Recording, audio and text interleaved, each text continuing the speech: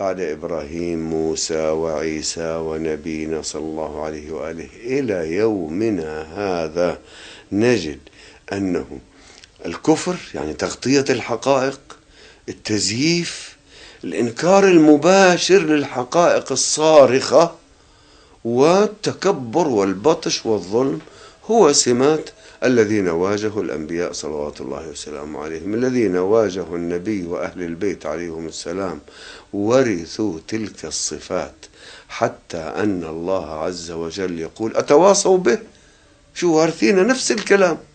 وقال لنبيه صلى الله عليه وآله ما يقال لك إلا ما قد قيل للرسل من قبلك. ترى نفس الخط، نفس الجماعة، نفس المقولات.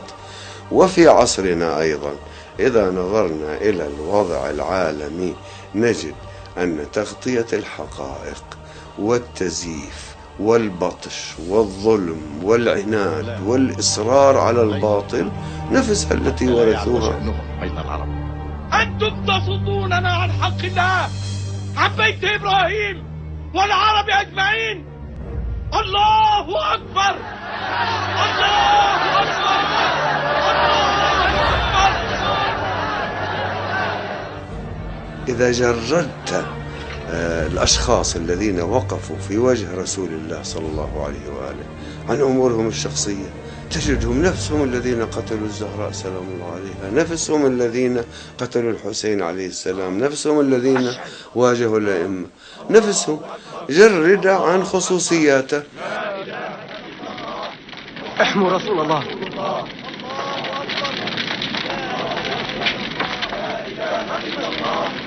محمد رسول الله. اخرجوا من مكة. الشعب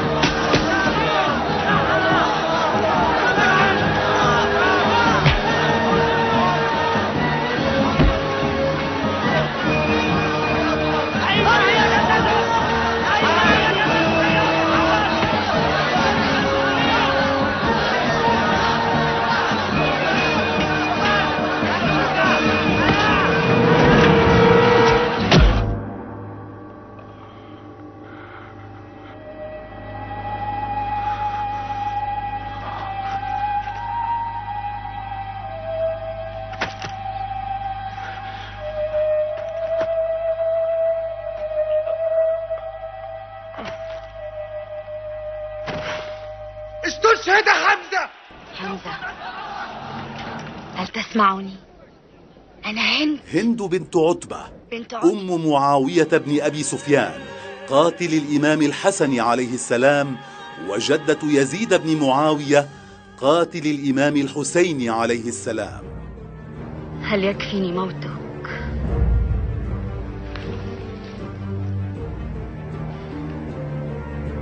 الموت قليل عليك. وحشي، مزق مزق، أريد كبده.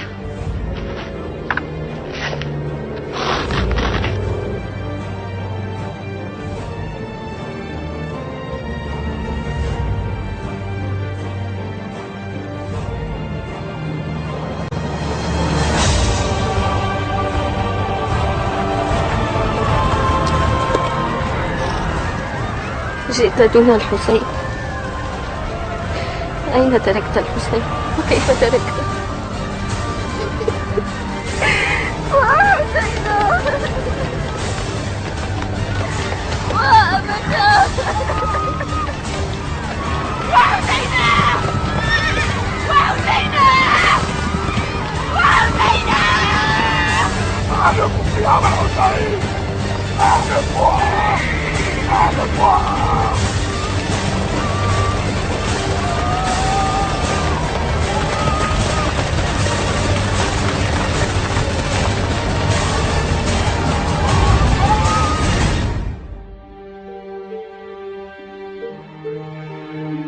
قال رسول الله صلى الله عليه وآله وسلم: ما أوذي نبي مثلي قط.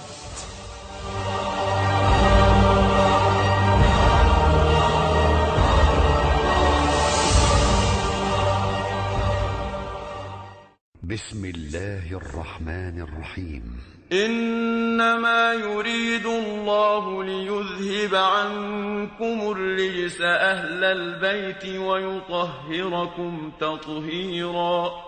الإمام علي بن أبي طالب عليه السلام استشهد في محرابه وهو يصلي. الإمام الحسن بن علي عليه السلام استشهد مسموما. الإمام الحسين بن علي عليه السلام استشهد في كربلاء مع إخوته وأصحابه. الإمام علي بن الحسين عليه السلام استشهد مسموما. الإمام محمد الباقر عليه السلام استشهد مسموما. الإمام جعفر بن محمد الصادق عليه السلام استشهد مسموما. الإمام موسى بن جعفر عليه السلام استشهد في السجن مسموما. الإمام علي بن موسى الرضا عليه السلام استشهد مسموما. الإمام محمد بن علي عليه السلام استشهد مسموما. الإمام علي بن محمد عليه السلام استشهد مسموما. الإمام الحسن العسكري عليه السلام استشهد مسموما. الإمام محمد بن الحسن العسكري عليه السلام وهو مهدي هذه الأمة والإمام المنتظر عجل الله تعالى فرجه الشريف. ما أوذي نبي مثل ما أوذي رسول الله صلى الله عليه وآله وسلم. لقد حشدت سلالة الشيطان كل أتباعها للنيل من الرسول الكريم وعترته الطاهرة. السلالة الخبيثة ذاتها التي حاصرت أنبياء الله وقتلتهم وشوهت رسالاتهم وحاصرت أتباعهم وقتلت أبناءهم واستحيت نساءهم.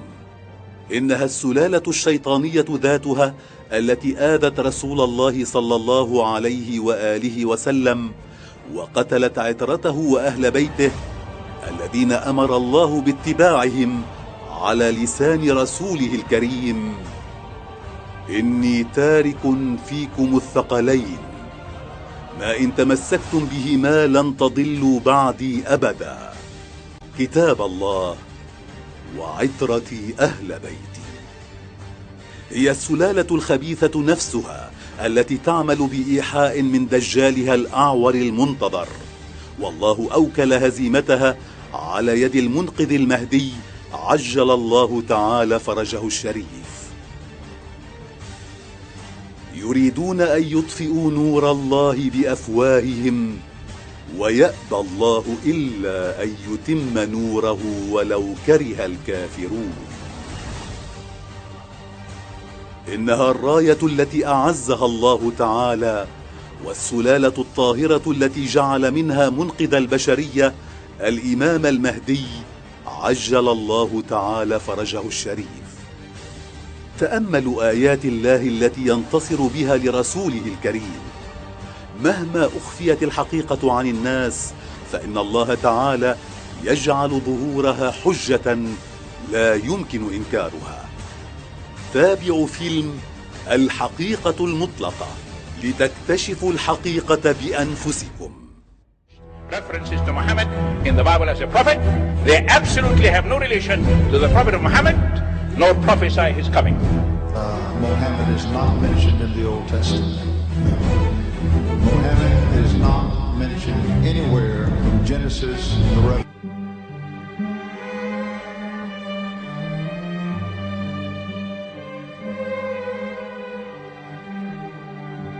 The verse we've just heard is from chapter 4 of the Quran. In the verse, God is affirming to humanity that Muhammad is indeed the recipient of a divine guidance, just as Noah, Abraham, and the rest of the prophets. However, some Christians and Jews today don't believe that Muhammad was a prophet and the covenant that God made with Abraham. And since the Quran is not their book of authority, in this video I'm going to show you that the book you're holding in your hands contains the name off the seal of prophethood, the Prophet Muhammad.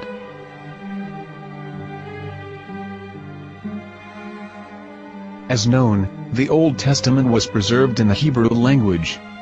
In the 5th chapter of the Shir HaShirim, which is one of the 5 Megillat or sacred scrolls that are part of the Hebrew Bible, or for short the Song of Solomon, as Christians know it today.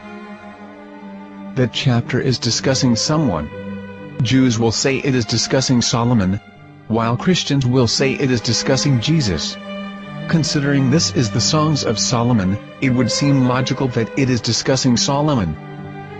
The verses, describing this mystery man, have the narrator's speech conjugated in the feminine, meaning it is a woman who is describing this man. So it is possible that it is one of Solomon's wives discussing her husband Solomon.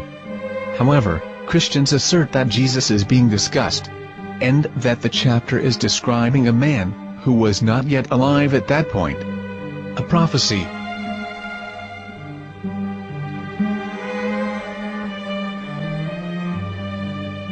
In reading the English translation of Song of Songs 5:16, it finishes the description by saying, "He is altogether lovely," but what most people don't know is that the name of that man was given in the original Megillat. Here is verse 16, and how it is written in ancient Hebrew, before introducing the vowels, in the 8th century. From the Hebrew Bible, on scripturetext.com. Here is the word in question. This word is made of 4 letters. Mem, Het, Mem, Dalet. Now when reading the word as it is written in its original form, with no vowels, it can be read as Muhammad, which is the name of the Muslim prophet, or as Mamad with no A after the H. According to Ben Yehuda's Hebrew English Dictionary, it is correctly pronounced as Muhammad, not Mamad. Here is the famous SDL translation tool, which includes a professional human translation, as well as an online translation. We're going to copy our Hebrew word of the Song of Songs, directly from the Jewish site. It's the same site, where you can hear the rabbi reading the verse in Hebrew. All links are in the description, so, we're going to copy the word and paste it, and ask, please translate. Are they going to translate the meaning of the name of that person? As the Bible translators did. Which is the praised and the lovely one, or are they going to keep the name as it is? Well, see it yourself. Here is the World Lingo Translator. The result is the same. It's Muhammad. So how we're going to know for sure if it's pronounced as Muhammad, the Muslim prophet, or as Mamad, a random Hebrew word? The only way is to give the verse to a rabbi and say to him, please read. Here is the Song of Songs 5:16, and how it is read by a rabbi from a Hebrew Jewish site. Please notice, the im in Hebrew is a plural of respect. Hiko mamtakim vechullo Muhammadim ze dodi vezer'i benot Yerushalayim. Hiko mamtakim vechullo Muhammadim ze dodi vezer'i benot Yerushalayim. You have no right to translate names of people. Anybody. Your name should be retained. Mr. Black is Mr. Black, though he's white. You have no right to translate names of people. But they have been doing that. Muhammad they translated as altogether lovely. But the word Muhammad is there in the Hebrew language.